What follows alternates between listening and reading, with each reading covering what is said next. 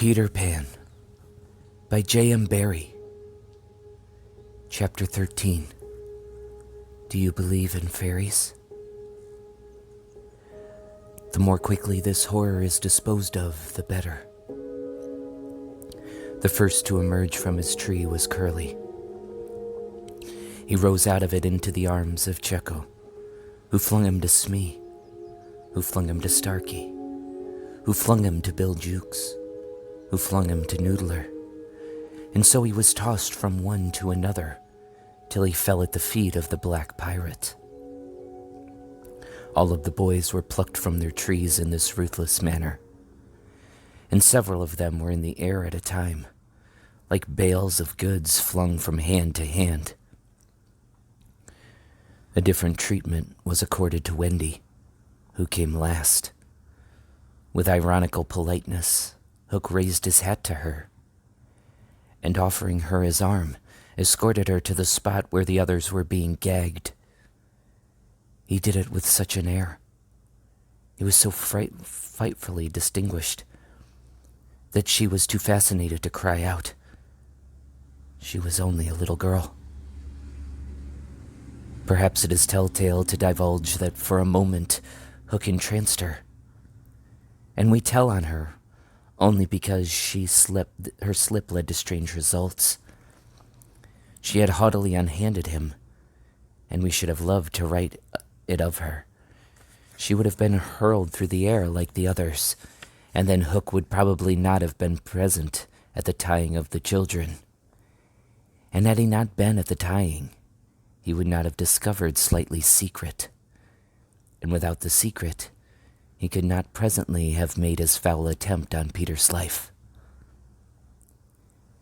They were tied to prevent their flying away, doubled up with their knees close to their ears, and for the trussing of them, the Black Pirate had cut a rope into 9 equal pieces. All went well until Slightly's turn came, when he was found to be like those irritating parcels that use up all the string in going round and leave no tags with which to tie a knot. The pirates kicked him in their rage, just as you kick the parcel, though in fairness you should kick the string. And strange to say it, was Hook who told them to belay their violence. His lip was curled with malicious triumph, while his dogs were merely sweating because every time they tried to pack the unhappy lad tight in one part, he bulged out in another. Hook's mastermind had gone far beneath Slightly's surface, probing not for effects but for causes, and his exultation showed that he had found them. Slightly, white to the gills, knew that Hook had surprised his secret, which was this: that no boy so blown out could use a tree wherein an average man needs stick. Poor Slightly, most wretched of all the children now, for he was in a panic about Peter, bitterly regretted what he had done. Madly addicted to the drinking of water when he was hot, he had swelled in consequence to his present girth, and instead of reducing himself to fit his tree, unknown to the others, he whittled his tree to make it fit him. Sufficient of this Hook guessed to persuade him that Peter at last lay at his mercy, but no word of the dark design that now formed in the subterranean caverns of his mind crossed his lips. He merely signed that the captives were to be conveyed to the ship, and that he would be alone. How to convey them? Hunched up in their ropes, they might indeed be rolled downhill like barrels, but most of the way lay through a morass. Again, Hook's genius surmounted difficulties. He indicated that the little house must be used as a conveyance. The children were flung into it. 4 stout pirates raised it on their shoulders. The others fell in behind. And singing the hateful pirate chorus, the strange procession set off through the wood. I don't know whether any of the children were crying. If so, the singing drowned the sound. But as the little house disappeared in the forest, a brave though tiny jet of smoke issued from its chimney, as if defying Hook. Hook saw it, and it did Peter a bad service. It dried up any trickle of pity for him that may have remained in the pirate's infuriated breast. The first thing he did on finding himself alone in the fast-falling night was to tiptoe to Slightly's tree and make sure that it provided him with a passage. Then for long he remained brooding, his hat of ill omen on the sward, so that a gentle breeze which had arisen might play refreshingly through his hair. Dark as were his thoughts, his blue eyes were as soft as the periwinkle. Intently he listened for any sound from the netherworld, but all was as silent below as above. The house under the ground seemed to be but one more empty tenement in the void. Was that boy asleep? Or did he stand waiting at the foot of Slightly's tree, with his dagger in his hand? There was no way of knowing, save going down. Hook let his cloak slip softly to the ground, and then biting his lips till a lewd blood stood on them, he stepped into the tree. He was a brave man, but for a moment he had to stop there and wipe his brow, which was dripping like a candle. Then silently he let himself go into the unknown. He arrived unmolested at the foot of the shaft, and stood still again, biting at his breath, which had almost left him. As his eyes became accustomed to the dim light, various objects in the home under the trees took shape. But the only one on which his greedy gaze rested, long sought for and found at last, was the great bed. On the bed lay Peter, fast asleep. Unaware of the tragedy being enacted above, Peter had continued, for a little time after the children left, to play gaily on his pipes, no doubt rather a forlorn attempt to prove to himself that he did not care.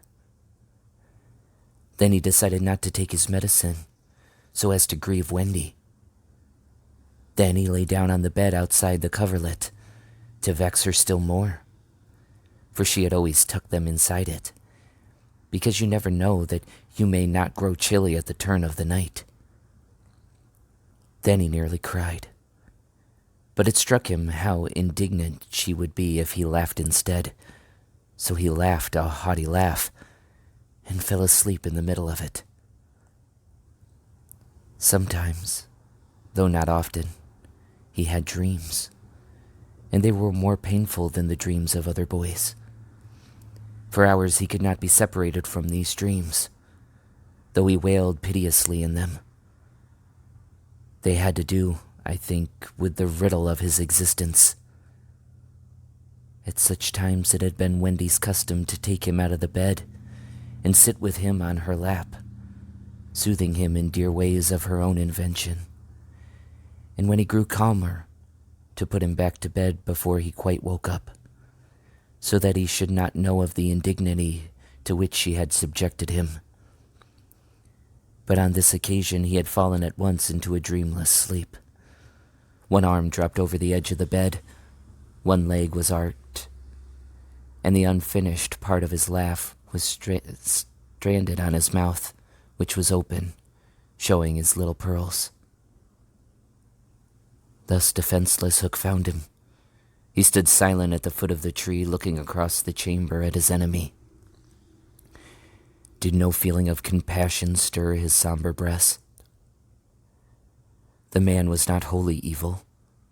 He loved flowers, I have been told, and sweet music. He was himself no mean performer on the harpsichord. And, let it be frankly admitted, the idyllic nature of this scene shook him profoundly.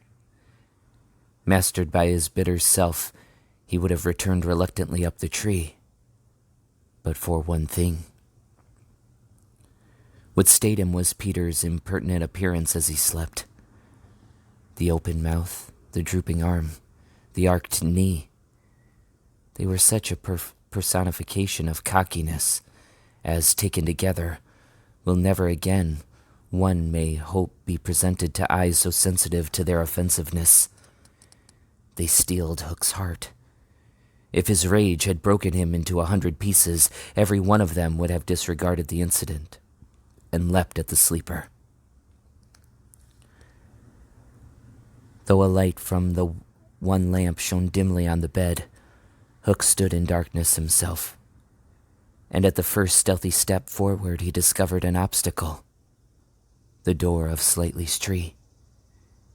It did not entirely fill the aperture, and he had been looking over it. Feeling for the catch, he found to his fury that it was low down, beyond his reach. To his disordered brain it seemed then that the irritating quality of Peter's face and figure visibly increased, and he rattled the door and flung himself against it. Was his enemy to escape him after all? But what was that? The red in his eye had caught sight of Peter's medicine, standing on a ledge within easy reach. He fathomed that was straightway, and immediately he knew that the sleeper was in his power. Lest he should be taken alive, Hook always carried about his person a dreadful drug, blended by himself of all the death-dealing rings that had come into his possession. These he had boiled down into a yellow liquid quite unknown to science, which was probably the most virulent poison in existence. 5 drops of this he now added to Peter's cup. His hand shook, but it was in exultation rather than in shame. As he did it, he avoided glancing at the sleeper, but not lest pity should unnerve him, merely to avoid spilling. Then one long, gloating look he cast upon his victim, and turning, wormed his way with difficulty up the tree. As he emerged at the top, he looked the very spirit of evil breaking from its hole. Donning his hat at its most rakish angle, he wound his cloak around him, holding one end in front as if to conceal his person from the night, of which it was the blackest part, and muttering strangely to himself stole away through the trees. Peter slept on. The light guttered and went out, leaving the tenement in darkness, but still he slept. It must have been not less than 10 o'clock by the crocodile, when he suddenly sat up in his bed, wakened by he knew not what.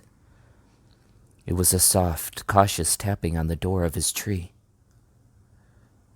Soft and cautious, but in that stillness it was sinister.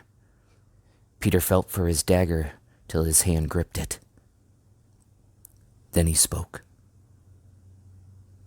"Who is that?" For long there was no answer. Then again the knock. "Who are you?" No answer. He was thrilled, and he loved being thrilled. In 2 strides he reached his door. Unlike Slightly's door, it filled the aperture, so that he could not see beyond it, nor could the one knocking see him. "I won't open unless you speak," Peter cried. Then at last the visitor spoke, in a lovely, bell-like voice. "Let me in, Peter." It was Tink, and quickly he unbarred to her.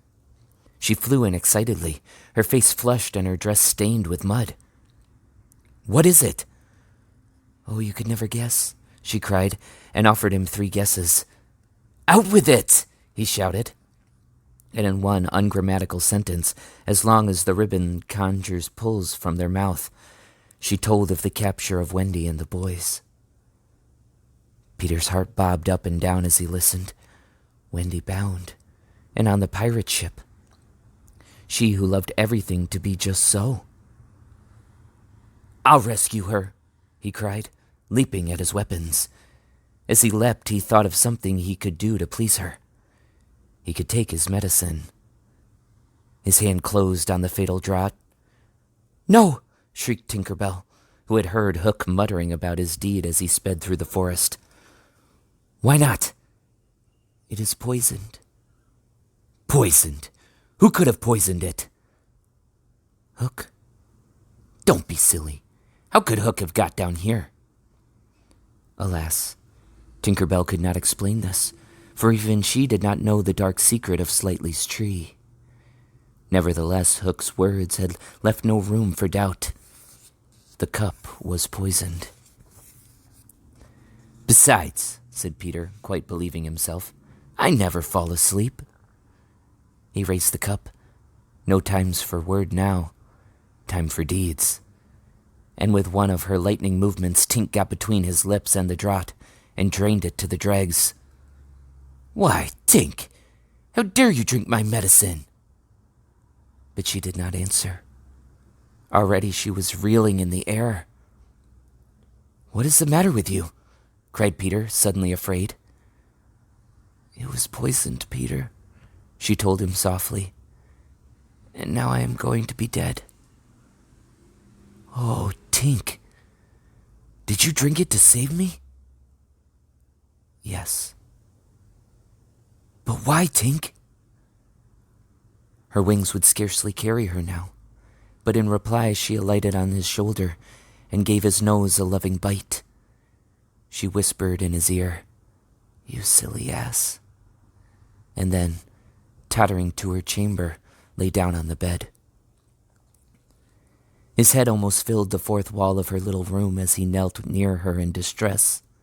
Every moment her light was growing fainter, and he knew that if it went out, she would be no more. She liked his tears so much that she put out her beautiful finger and let them run over it. Her voice was so low that at first he could not make out what she said. Then he made it out. She was saying that she thought she could get well again if children believed in fairies.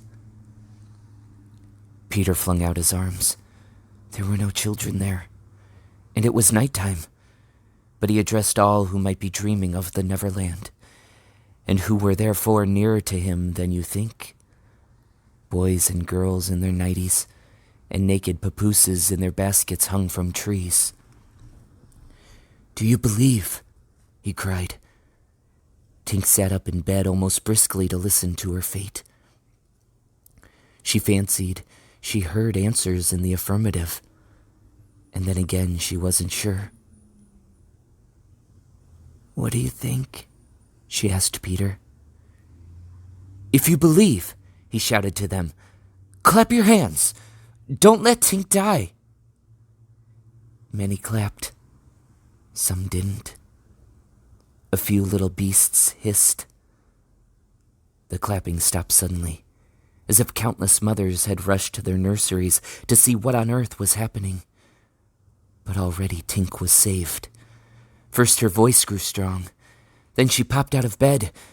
Then she was flashing through the room more merry and impudent than ever.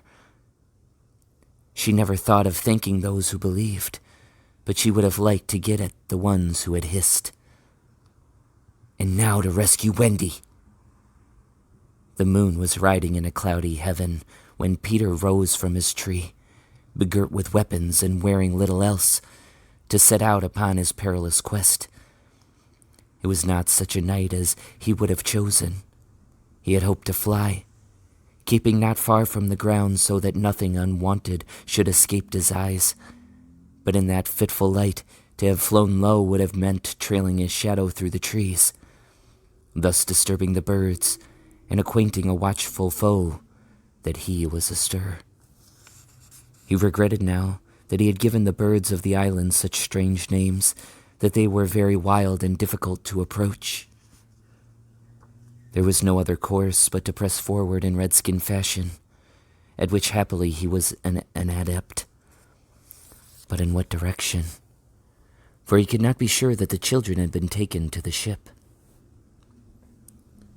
A slight fall of snow had obliterated all footmarks, and a deathly silence pervaded the island, as if for a space nature stood still in horror at the recent carnage. He had taught the children something of the forest lure. that he had himself learned from Tiger Lily and Tinker Bell, and knew that in their dire hour they were not likely to forget it. Slightly, if he had had an opportunity, would blaze the trees, for instance. Curly would drop seeds, and Wendy would leave her handkerchief at some important place. But morning was needed to search for such guidance, and he could not wait. The upper world had called him, and would give no help. The crocodile passed him, but not another living thing, not a sound, not a movement. And yet he knew well that sudden death might be at the next tree, or stalking him from behind. He swore this terrible oath. Hook or me this time. Now he crawled forward like a snake, and again erect, he darted across a space on which the moonlight played, one finger on his lip, and his dagger at the ready. He was frightfully happy.